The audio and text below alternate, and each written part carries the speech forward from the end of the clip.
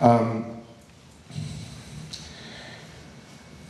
want to talk now about this march. After the election, I began getting a lot of emails. It's easy to reach me. I've got a website. People began emailing me, especially young people. And then after the film came out, and suddenly I'm this, I was not prepared. I figured, okay, they're gonna exhume me and hold me up and look, and ooh, he's old.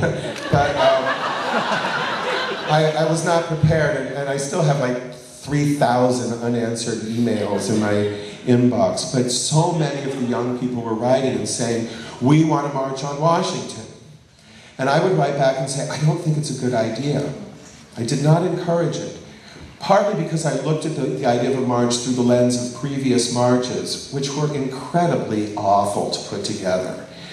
Long process, 2 years of horrendous public meetings where people threw chairs at each other and did their best to determine who was the most oppressed.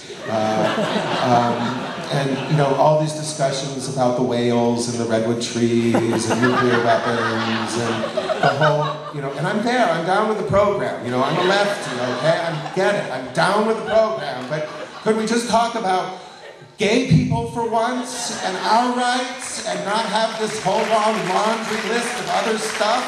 What about us? What about us?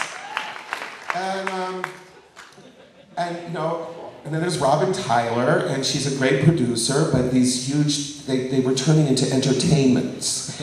And that was one of the things that troubled me a lot. And the last march, in particular, I felt alienated by it.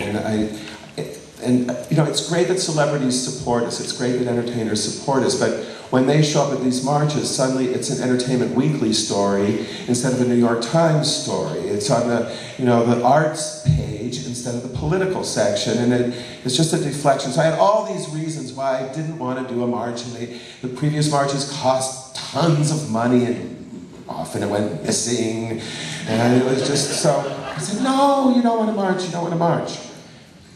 And then Join the Impact did those first round of national marches, and I saw, my God, the power of this new technology to link us and to activate people, and I began to think, this is really interesting.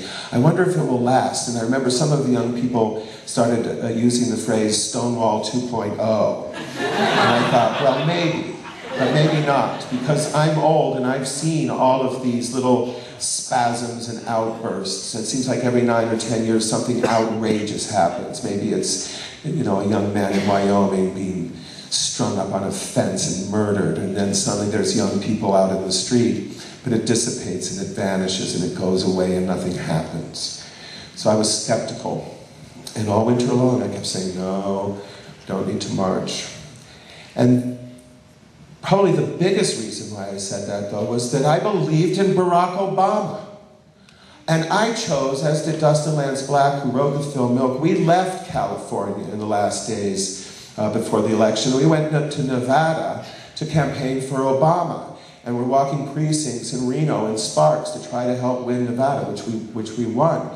And then to come home to California. I have a landline still in my home. And when I got back, I listened to the voicemail that had come in while I was gone. I hardly ever used the landline, but that's the one that's published. And there were the robocalls, the recordings, and they said, please listen to an important announcement from Democratic presidential candidate Barack Obama.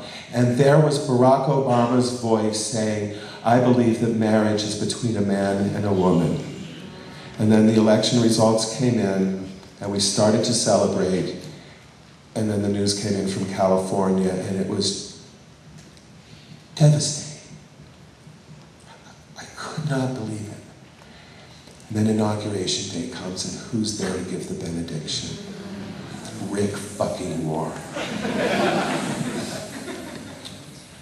Then about, I think it was in the end of February, Speaker Nancy Pelosi gave an interview to the gay newspaper in San Francisco, the Bay Area Reporter. Nancy Pelosi has been a friend to me. She helped me with the quilt. She held the first fundraiser for the quilt in her home. She was the one who went to the National Park Service when they wouldn't let me display the quilt and convinced them that I would fluff it every 20 minutes so that the grass wouldn't die on the mall. Killed every blade. You know, I mean, I think Nancy genuinely believes in equality for gay people, and she gave an interview to a gay newspaper in San Francisco in her district, which has probably got the largest concentration of gay and gay-friendly people in the world, and said that repealing the Defense of Marriage Act was not a priority. And then I called up Barney Frank, who, you know, was on our side before he was outed.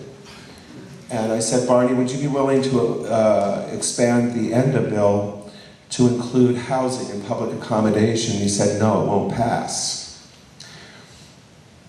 So I think when people like Nancy Pelosi and Barney Frank and all of the LGBT people that are working within the Obama administration tell us that it's not happening and we have to wait, I think what they're telling us is that we don't have the votes.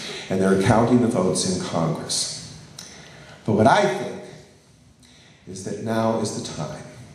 And I think that we have an historic opportunity, that a door has opened to us. And frankly, I'm at the point now where if you don't get that, you're not paying attention, you need to read more. You know, the country has changed.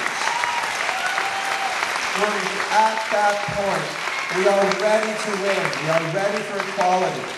Now, I'm happy that Milk came out. I think we did a good job on that film, and I'm very pleased that so many people have been inspired by what happened to us in California in 1978 when we won. The only time we have won a statewide battle. We won that without all the black tie dinners, without all the tens of millions of dollars of media buy.